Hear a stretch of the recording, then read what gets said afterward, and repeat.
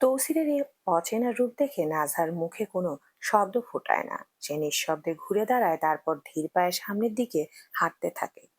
দৃশ্যটি দেখে তার বুকের ভেতরটা দুমড়ে মুচড়ে যাচ্ছে। এক অব্যক্ত যন্ত্রণায় নীল হয়ে উঠেছে ভেতরটা। তারপরও নির্বাক দর্শক হয়ে দূর থেকে দেখা আর দীর্ঘশ্বাস ফেলা ছাড়া আজ তার আর কিছুই করার নেই। ওদিকে নাজহাত চলে যেতে দেখে তৌসিরের কোনো ভাবান্তর হয় না। সে নির্মম উদাসীনতায় নিজের কাজ চালিয়ে যায়। নাজহা ঘরে চলে আসে দ্রুত পায়ে। এসব দেখে ভয়ের চেয়ে বেশি ঘেন্না লাগছে তার, বমি পাচ্ছে তার। এসব দেখে নাজহার সারা শরীরে এক প্রকার ঘিনঘিনে ভাব ধরে গেছে। নাজহা ঘরে এসে দ্রুত পায়ে ওয়াশরুমে যায়, গিয়ে বেসিনে ওয়াক ওয়াক করে একগাল বমি করে দেয়। এই রক্ত চামড়া এসব দেখে অভ্যস্ত সে, কিন্তু আজকেরটা অতিরিক্ত ছিল। তৌসির এমনটা করবে তা আশার বাইরে ছিল না। নাজহা জানে তৌসির এমনই, তারপরও খারাপ লাগছে নাজহার, ঘেন্না লাগছে তা। নাজা বমি করে কুলি করে চোখে মুখে পানি দিয়ে ওয়াশরুম থেকে বেরিয়ে আসে। ওয়াশরুম থেকে বেরিয়ে আসতেই ওর ফোনে নাজহারের কল আসে। সে কল ধরে জানায় লুসিয়ান গুম হয়ে গেছে, তাকে পাওয়া যাচ্ছে না। এখন নাজহার কি করে বলবে নাজহারকে যে লুসিয়ানকে তার ওই স্বামী জ্যান্ত কবর দিয়েছে? বলার সাধ্য কি তার আছে আদৌ? নাজহা তো অভিনয়ে নোবেল জয়ী, তাই সে কথাটা ইনিয়ে বিনিয়ে এড়িয়ে নেয়, নিজেও সমবেদনা জানায়। অনেকক্ষণ কথা বলার পর ফোন রাখে নাজহা। ফোনে কথা বলতে বলতে ব্যালকনিতে চলে গিয়েছিল। ফোনে শেষে ব্যালকনি থেকে এসে দেখে তৌসির ঘরে এসে গোসল করে নিয়েছে। নাজা তৌসিরের দিকে তাকিয়েও তাকায় না, মানে চোখ নামিয়ে নেয় আর কি এক পলক তার পানে চেয়ে। তৌসির সরিষার তেল হাতের তালুতে নিয়ে ঘষে ঘষে গায়ে মাখতে মাখতে নাজহার দিকে এগিয়ে আসতে আসতে জিজ্ঞেস করে, কি হইল? তুমি আমার দিকে তাকিয়ে এমনি চোখ ফিরাইয়া নিলা কেন? এটা বলে তৌসির নাজহার একদম নিকটে এসে দাঁড়ায়। নাজহা কোনো কথা না বলে শব্দহীন ভাবে তৌসিরের পাশ কাটিয়ে যেতে চায়, কোনো প্রকার বাক্য না ছুড়ে। তথাপি সে যেতে চাইলেই কি তৌসির যেতে দিবে? না, অবশ্যই না। তৌসির তাকে যেতে দিবে না। তৌসির নাজহার ডান হাতের বাহু টেনে ধরে তাকে নিজের সামনে দাঁড় করায় আর তিতকুটে গলায় উচ্চারণ করে, সিনাল, শাওয়ার শাওয়ার করিস না, নয়তো শাওয়া ফায়রা নিমু। কিতা হইছে ক আমারে? চলে যাচ্ছিস কেন? আমার দিকে তাকাস না কেন? নাজা তৌসিরের মুখ হতে এমন এই বিষে ভেজা অরুচিকর উক্তিগুলো শুনে তার চোখের দিকে মুখ তুলে তাকায় আর বলে, আমার আপনার দিকে তাকালে বমি আসবে, তাই তাকাচ্ছি না। এই যে একটু আগে আপনার অবস্থা দেখে বমি করেছি, তাই আবারও করার সম্ভাবনা আছে, তাই তাকাচ্ছি না। তৌসির নাজার থুতনিতে হাত রেখে হাসতে হাসতে বলে, ওরে মারছি, কারণ ও গাদ্দারি করছে। আর গাদ্দাররা এমন চু দিতে হয়, বুঝলি? এটা বলে তৌসির মুখ নামিয়ে এনে নাজহার ঠোঁটের কিনারায় চুমো খায়। নাজহার কাছে এই চুমো মনে হচ্ছে বিধ্বংসী ছোঁয়া। এই ঠোঁটের ছোঁয়া এই মুহূর্তে তার কাছে বিষময় স্পর্শের সমান। নাজা বিরক্তি হয়ে তৌসিরকে নিজের কাছ থেকে সরিয়ে নিতে নিতে বলে, এসব ভালো লাগে না, এক চুমো খাওয়া, এত চুমো আমি নিতে পারবো না। তৌসির নাজহার এই বিরক্তি প্রকাশ দেখে বলে ওঠে, শোনলো সিনাল, এই যে দিন দিন তুই এত সুন্দর হইতেছিস, সেটা একমাত্র আমার এই দেওয়ার চুমুর জন্য। কারণ বউরে জামায় বেশি বেশি চুমু দিলে বউয়ের সৌন্দর্য বাইরা যায়। নাজা এমন কথা শুনে তৌসিরের চোখে চোখ রেখে প্রশ্ন করে, এইসব হাদিস আর লজিক আপনি কোথায় পান? হাদিস? মনে হয় শুধু তুই আর তোর নোবেল প্রাপ্ত বদমাইশ বাপ চাচাই জানে।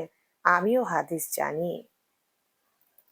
ইবলিসের মুখে কালেমার কথা শুনে মানুষ যেমন চমকায়, তৌসিরের মুখেও এমন কথা শুনে এমন ভাবেই চমকায় নাজহা। তৌসিরকে জিজ্ঞেস করে, বাহ বাহ, তাহলে শোনান তো। তৌসির বলে, সর পেছনে সর, গিয়ে দেয়ালে পিঠ ঠেকা, বলতেছি। এতটুকু বলে তৌসির নাজহার দিকে এক কদম এগোয়। নাজহা তৌসিরের চোখের দিকে তাকিয়ে থাকতে থাকতে পেছনে পা ফেলে ধীরে ধীরে এক সময় তার পিঠ ঠেকে যায় দেয়ালে। তৌসির নাজহার একদম নিকটে এসে নাজহাকে বলে, প্রথমটা হইল যে বউ জামাইয়ের সামনে যত খোলামেলা থাকবে তার তত সোয়াব। যে বউ স্বামীর সাথে মিষ্টি কথা বলে, স্বামীকে তৃপ্তি দেওয়ার জন্য হাসে, স্বামীর সাথে যতটা দাঁত বের হয় প্রতিটা দাঁতের জন্য একটা নফল হজের সোয়াব দেওয়া হয়। যে স্ত্রী স্বামীকে রাতে বলে আপনি খুশি না হওয়া পর্যন্ত আমি ঘুমাবো না, সে স্ত্রী জান্নাতি। আর শুনতে চায় হাদিস? নাজা তৌসিরের কথায় হাসবে না রাগ করবে গুলিয়ে ফেলেছে। মতলবের হাদিস ভালোই জানে তৌসির। নাজা তৌসিরকে রাগী গলায় বলে, মতলবের হাদিস তো ভালোভাবে জানেন দেখতেছি। তাহলে এটাও শুনুন, কোনো স্বামী যদি তার স্ত্রীকে কিপটামি করে কিছু না দেয়। টাকার আর কিপটামির প্রসঙ্গ আসতে তৌসির নাজহাকে থামিয়ে দিয়ে বলে, আচ্ছা ঠিক আছে ঠিক আছে, আর বলতে হবে না, এখন আমার জন্য চা নিয়ে আসো যাও। হ্যাঁ, এখন তো শুনতে হবে না, এখন যে উচিত হাদিস চলে আসছে কথার টানে। এটা বলে নাজহা তৌসিরকে ধাক্কা দিয়ে সরিয়ে চলে যেতে চায়। তৌসির ফের তার হাত ধরে নিয়ে বলে, একটা চুমু খাই পরে যাইস। নাজহা বিতৃষ্ণা নিয়ে বলে, দিন তাড়াতাড়ি দিন, নিচে কাজ আছে। তৌসির নাজহার গালে টুপ করে বার কয়েক ঠোঁট ছোঁয়াতে ছোঁয়াতে বলে, তালুকদারের মাইয়া, আজ রাতে কিন্তু খেলা হবে, মনে থাকে যেন। নাজা এটা শুনে তৌসিরের চোখের দিকে তাকিয়ে বলে, বারবার মনে করিয়ে দিচ্ছেন কেন? আমি তো আপনাকে বিয়ের পরের দিনই বলেছি আপনার যা ইচ্ছে করুন, আমার সমস্যা নেই।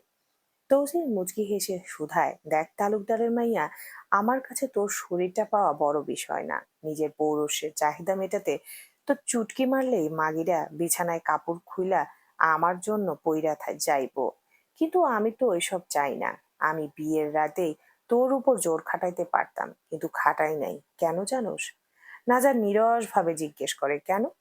তৌসির নাঝার গালে দুই হাত রেখে মৃদু হেসে বলে, বিশ্বাসের লাইগা, ভরসার লাইগা।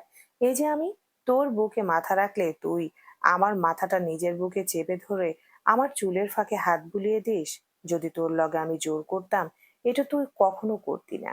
এই যে রাইতে দিনে যখন ইচ্ছে তখন আমার বুকে ঘাপটি মাইরা শুয়ে থাকোস, এটা হলো ভরসা। এই ভরসা তুই আমারে কখনো করতি না। যদি তোর লগে উল্টাপাল্টা নিজের মন মতো করতাম কিছু, এই যেমন মনে ধরে অমন ওড়না ছাড়া বেসামাল অবস্থায় আমার সামনে থাকোস, আমি তোর উপর শিকারীর মতো ঝাঁপিয়ে পড়লে এটা কখনো করতি না। সবশেষে তুই আমারে ভরসাই করতি না। এমনি তো ঘেন্নাস, আরো বেশি ঘেন্নাইতি।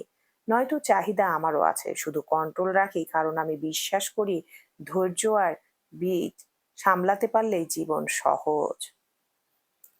তৌসিরের কথাগুলো এক দৃষ্টিতে চেয়ে শোনে নাজহা। সব কথা সুন্দর লাগলেও শেষের কথাটা ভালো লাগে না।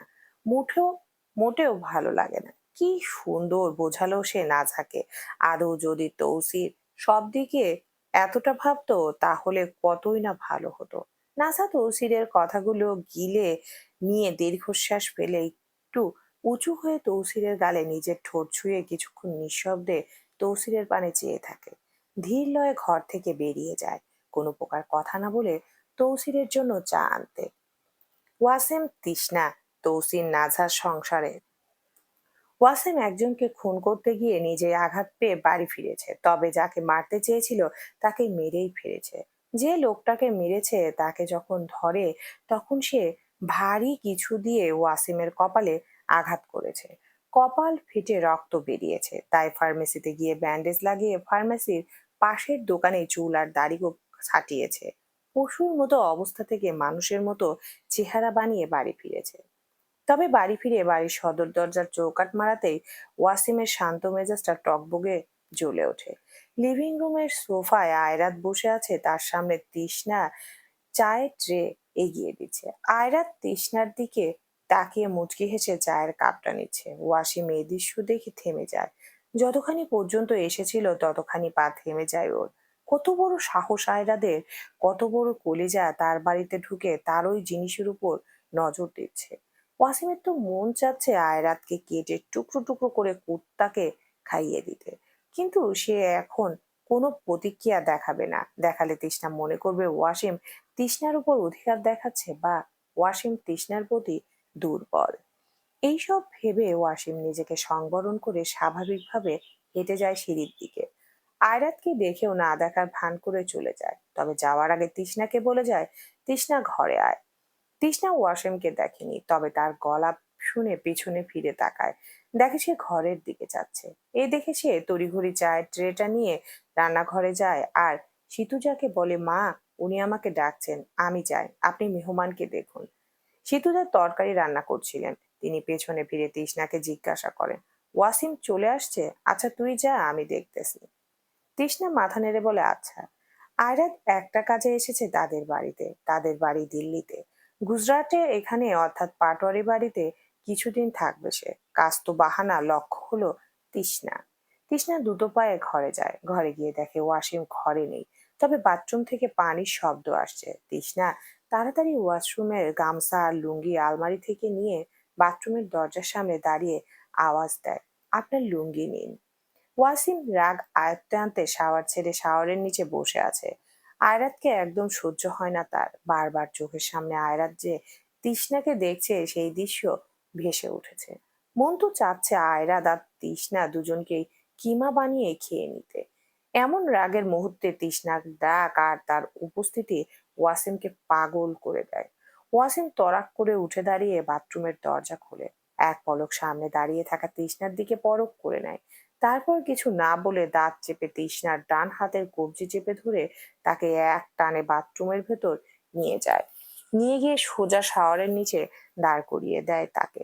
আকস্মিক এমন হওয়ায় তৃষ্ণা তো ভেবেই পায় না এই লোক এমন কেন করলো, কি হলো, হঠাৎ এমন উন্মাদ হয়ে গেছে কেন।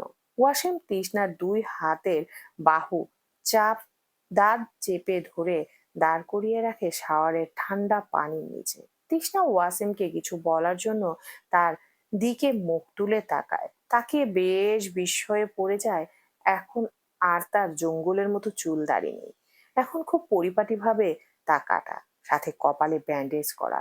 তৃষ্ণার দুই হাতের বাহু ছিঁড়ে যাচ্ছে, এমন জোরে চেপে ধরেছে ওয়াসিম তার বাহুদ্বয়। তৃষ্ণা ওয়াসিমের মাথায় ব্যান্ডেজ দেখে বুঝে যায় এই লোক কারো সাথে মারপিট করে এসেছে। এ নতুন কিছু নয়, সবসময় ওয়াসিমের কপাল, হাত পা কাটা ছিঁড়া থাকে। তৃষ্ণা বুঝতে পারে ওয়াসিম অন্যের রাগ তৃষ্ণার উপর মেটাচ্ছে। তৃষ্ণা ব্যথায় হাত থেকে ওয়াসিমের গামছার লুঙ্গিটা ছেড়ে দিয়ে কাতর স্বরে বলে, কি হয়েছে আপনার? আমি গোসল করেছি, এভাবে কেন ভেজাচ্ছেন আমায়? অন্যর রাগ আমার উপর কেন ঝাড়ছেন? এ কথা শুনে তো ওয়াসিমের চোখ দুটো রক্তবর্ণ ধারণ করে। রাগ আর ক্ষোভ দ্বিগুণ চড়া হয়ে যায়। ওয়াসিম ঠাস করে তৃষ্ণাকে দেয়ালের সাথে চেপে ধরে ঝাঁকিয়ে তোলে। তোর সাহস কি করে হয় শালি, তুই ওই আয়রাদের সামনে যাস? বল কেন গিয়েছিস? তৃষ্ণার জান বেরিয়ে যাচ্ছে, তার উপর এখন ওয়াসিম একদম ওর শরীরের সাথে মিশে যাচ্ছে। এতদিন তো হাত দিয়ে তাকে দেয়ালে চেপে ধরতো, শাসাতো, আজ শরীর দিয়ে শাসাচ্ছে। তৃষ্ণা যন্ত্রণায় কাতর গলায় উচ্চারণ করে, মা বলেছিল তাই গিয়েছি, শুধু চা দিতে গিয়েছি। মা বলল আর তুই চলে গেলি? মা যদি বলে কাপড় খুলে নাচতে, তো তুই নাচবি? যে মায়ের অজুহাত দিচ্ছিস? এমন কুরুচিপূর্ণ কথা শুনে তৃষ্ণা ওয়াসিমের রাঙানো চোখের দিকে তাকিয়ে বড় বিষাদ ভরা গলায় জিজ্ঞেস করে, আপনি এত নোংরা কথা কিভাবে আমায় নিয়ে বলেন? সবসময় তো আপনার সামনেই থাকি, কখনো নোংরামিতে পেয়েছেন? ওয়াসিমের তৃষ্ণার প্রশ্নের উত্তর দেয় না, উল্টো রাগ দেখিয়ে পাশে থাকা একটা বালতিতে সজোরে লাথি মারে। এক ঘুষি দেয়ালে বসিয়ে দেয়ার চিৎকার করে ওঠে, তুই যদি ওর সামনে আর যাস তাহলে আল্লাহর কসম আমি ওর লগে তোরেও কবর দিব। তৃষ্ণা ওয়াসিমের থেকে নিজের হাত ছাড়ানোর চেষ্টা করে বলে, ওয়াসিম, আমাকে ছাড়ুন, আমার দম বন্ধ লাগছে, আমি আর যাব না তার সামনে। ওয়াসিম এটা শুনে কিছুটা শান্ত হয় ও তৃষ্ণার মাথায় হাত বুলিয়ে দিতে থাকে। তৃষ্ণা বুঝে যায় এখন তার সাথে কি হবে। ওয়াসিম নিশ্চয়ই এখন তার চুলের মুঠি করে ধরবে। ওয়াসিম যখন তার মাথায় হাত রাখে তখন ওই চুলের মুঠি করে ধরে। খুব কষ্ট হয় তৃষ্ণার, চুলের গোড়ায় দুদিন যাবৎ ব্যথা থাকে। তৃষ্ণা ওয়াসিমের চোখের দিকে তাকিয়ে অসহায় হরিণীর ন্যায় দুদিকে মাথা নেড়ে বলে, আমার চুলগুলো টেনে ধরবেন না, চুলের গোড়ায় ব্যথা করে।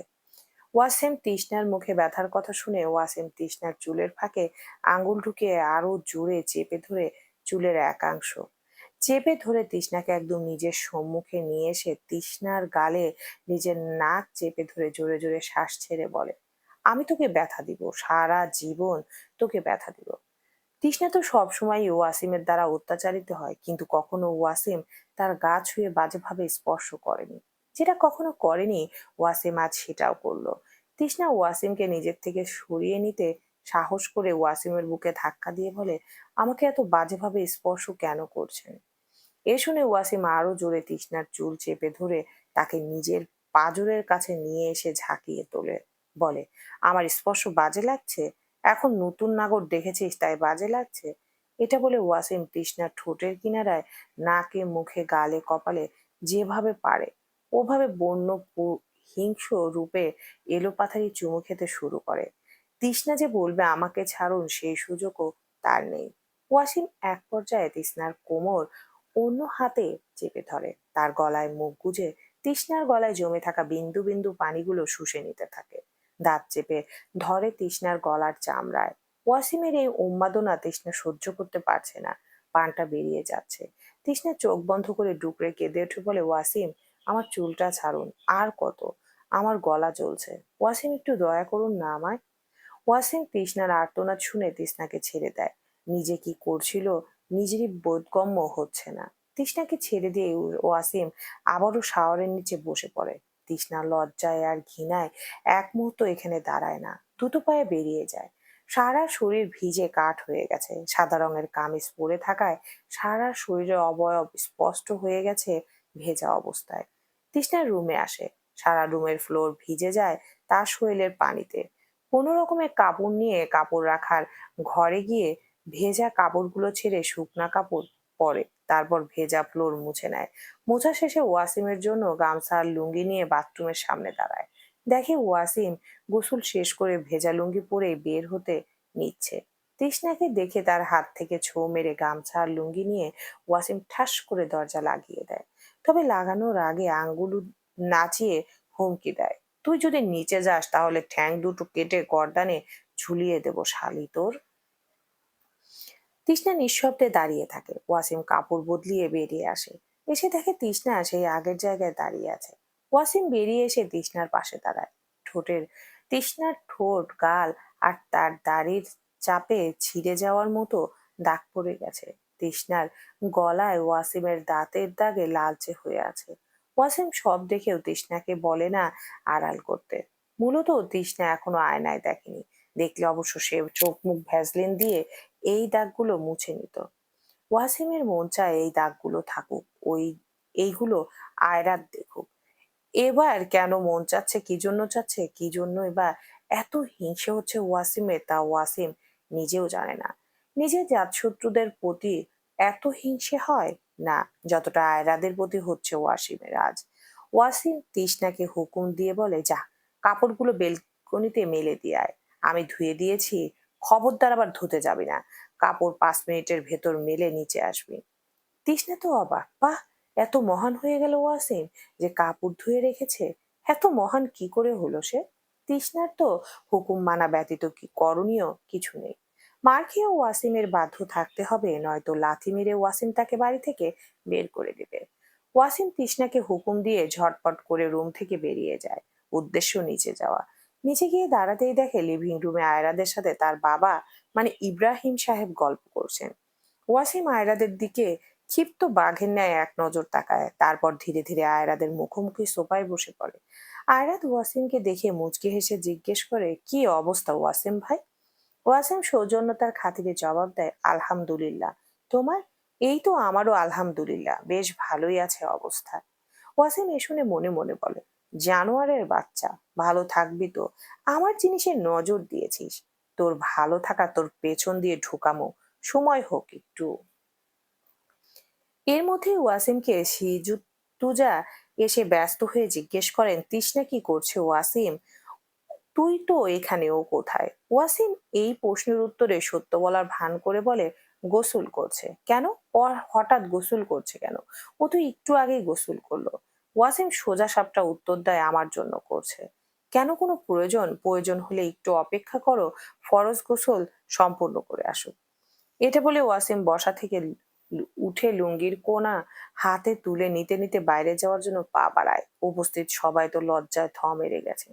ইব্রাহিম সাহেব সিতুজার উপরে বিরক্ত হয়ে গেছেন। কি প্রয়োজন ছিল এই অসভ্য ছেলেকে এইসব জিজ্ঞেস করার? কি একটা পরিস্থিতিতে ফেলে দিল। বাপ মায়ের সামনে এমন কথা কোনো পুত্র বলতে পারে শুনি? তার উপর আয়রাদের সামনেই ঠাসঠুস বলে দিল। ছি ছি, কি ভীষণ লজ্জা। হায় লজ্জা! রাত এখন ৯টার কোঠায়। গ্রামের নির্জন রাস্তা ধরে ছুটে চলেছে একটি গাড়ির, যার ভেতরে তৌসির, সাথে মিনহাজ মামা, নাজিম চাচা, রুদ্র আর নুহমান। তন্ময় চাচার নির্বাচনী প্রচারণায় সারাদিনের ধকল শেষে বাড়ি ফেরার পথ ধরেছে সবাই। তৌসির গাড়ির সিটে গায়ে দিয়েছে, চোখ মুখে ক্লান্তির ছাপ থাকলেও ঠোঁটের কোণে এক চিলতে তৃপ্তির হাসি তার। সে মেয়র, কিন্তু তার চেয়েও বড় পরিচয় সে গণমানুষের চোখের মণি। প্রচারে নামলে মানুষের যে বাঁধভাঙা উচ্ছ্বাস আর ভালোবাসা দেখা যায়, তা নিয়ে বেশ সন্তুষ্ট তওসিল। তন্ময় চাচার নির্বাচনের প্রচারে আজ গিয়েছিল, সারাদিন কেটেছে এসবে। আহা, মানুষের কি ভালোবাসা তার জন্য! মানুষ তো তাদের লোকদের দেখলেই বলে, তৌসির ভাই কোথায়, উনি আসেননি? ওনার কথাগুলো শুনতে বেশ ভালো লাগে। ওনাকে এদিকে আসতে বললেন। সারা দেশে তাদের দলের নেতাদের মানুষ দেখতে পারে না, কিন্তু এখানে তৌসিরকে মানুষ বড্ড ভালোবাসে। এই ভালোবাসা তৌসিরের গভীরভাবে ভাবায়। সে মনে মনে নিজেকে প্রশ্ন করে, স্বভাবে সে তো পুরো দস্তুর, জাউরা কিসেমের, মুখে কোনো লাগাম নেই, তবুও মানুষ কেন তাকে এত ভালোবাসে? এই সমীকরণের উত্তর সে কিছুতেই মেলাতে পারে না। জনসম্মুখে বাদ বিচার না করে টাসটুস সত্য কথা বলে দেওয়াই তার মজ্জাগত স্বভাব। যা মনে ধরে তা বলে দেয়। এই ঠোঁট কাটা কাটা স্বভাব আর অসংযত ভাষার জন্য কতবার যে সমালোচনার তীব্রতরে বিদ্ধ হতে হয়েছে তাকে, তার হিসেব নেই। সারা শহর, এমনকি গোটা দেশ তাকে গালিবাজ নেতা হিসেবে চেনে। অথচ অদ্ভুত এক মায়াজাল আছে তার এই গালি মন্দের আড়ালে। নিন্দুকেরা যাই বলুক, সাধারণ জনগণ এই গালিবাজ তকমা ছাপিয়েও তার মাঝে খুঁজে পায় এক বিশ্বস্ত বন্ধুকে। তাই তো সব বিতর্ক একপাশে ঠেলে জনগণ তাকে নিজেদের মানুষ বলে বুকে টেনে নেয়। তৌসির যতই ছলচাতুরি করুক না কেন, জনগণকে সে ঠকায় না। এই তো আজকের এক ঘটনা ঘটলো, তৌসির মাছের বাজারে সাধারণ মানুষকে ভোটের গুরুত্ব বোঝাচ্ছে, চড়া গলায় কথা বলছে জনতার ভিড়ে। ঠিক এমন সময় এক শয়তান সাংবাদিকের উদয় হয়। প্রচারণার মাঝখানে হুট করে মাইক মুখের সামনে ধরে নিয়ে এসে এক বেখাপ্পা প্রশ্ন ছুড়ে দেয় তৌসিরের দিকে। আপনাদের দল যদি গদিতে যায়, তাহলে প্রথমেই আপনারা কি সারা দেশের কারেন্টের খাম্বা সব সাফ করার পদক্ষেপ নেবেন? এমনিতে মাছের বাজারে হট্টগোল, তার উপর এমন অহেতুক ও খোঁচা মারা প্রশ্ন শুনে তৌসিরের মেজাজ আর ঠিক থাকে না। মুহূর্তের মধ্যে ধৈর্যের বাঁধ ভেঙে যায় তার। কোনো রাগ ঢাক না রেখে সে ওই সাংবাদিককে মুখের উপর এক মোক্ষম জবাব কষে দেয়। সাফ তো করবই, তবে করার আগে আপনার মতো সাংবাদিক নামক সাওয়ার দিক পেছন সাওয়াদিগ্য পেছনে কারেন্টের খাম্বা যতটা লাগে ততটা ভরমু, ভরার পর বাকিগুলো লন্ডন সাপ্লাই দিব। ব্যাস, যা হওয়ার তাই হয়ে যায়। মুহূর্তের মধ্যে পরিস্থিতি ঘেটে যায়। নিউজ চ্যানেলগুলো লুফে নেয় এই গরম খবর। যা পারছে তাই প্রচার করে যাচ্ছে। চারিদিকে এখন শুধুই তৌসির এই উত্তপ্ত বাক্য বিনিময়ের ক্লিপের আলোচনা। তৌসিরের মুখে এমন আগুনের ফুলকি অবশ্য নতুন কিছু নয়। সারা দেশের মানুষ এখন তার এমন কাণ্ডে অভ্যস্ত। ২৪-এর নির্বাচনের সময়ও এক আওয়ামী লীগ নেতা ধর্মকে পুঁজি করে মানুষকে ভুলভাল বোঝাচ্ছিল। তৌসির তখন সরাসরি মিডিয়াতে সেই নেতাকে ধুয়ে দিয়েছিল তার বিখ্যাত উক্তিতে, সাওয়ার নাই ঠিকানা, নির্বাচন আইলেই সাজে কাকুরা মওলানা। তখনকার মিডিয়া পাড়ায় এই এক কথাতেই তুমুল আগুন জ্বলে উঠেছিল। আর ঠিক তার এক সপ্তাহ পরে গুম হয়ে যায় তৌসির। স্বৈরাচারের নির্মম শিকারও হয়েও সে যে আজ এখানে দাঁড়িয়ে আছে, তা কেবল হায়াত আর ভাগ্যের জোরেই। মৃত্যুর মুখ থেকে ফিরে এসেও তৌসির আজও ঠিক আগের মতোই নির্বিকার, বেপরোয়া। কথা মনে চেপে না রেখে ধুমধারাক্কা বলে দিয়ে দেয় জনগণকে, আমি সহজ সরল মানুষ, তাই মনের কথা মুখে বলে দিই। জনগণও তাকে সহজভাবে নিয়ে নেয়।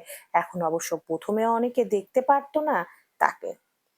তাদের গাড়িটা বেশ গতিতে এগোচ্ছে। হঠাৎ কোথা থেকে এক তরুণী দৌড়াতে দৌড়াতে তৌসিফদের গাড়ির ঠিক সামনে এসে দাঁড়ায়। চালকের আসনে মিনহাজ মামা। পরিস্থিতি বুঝে তিনি মুহূর্তের সিদ্ধান্তে সজোরে ব্রেক কষেন। তীব্র ঝাঁকুনি দিয়ে গাড়িটা থেমে যায়।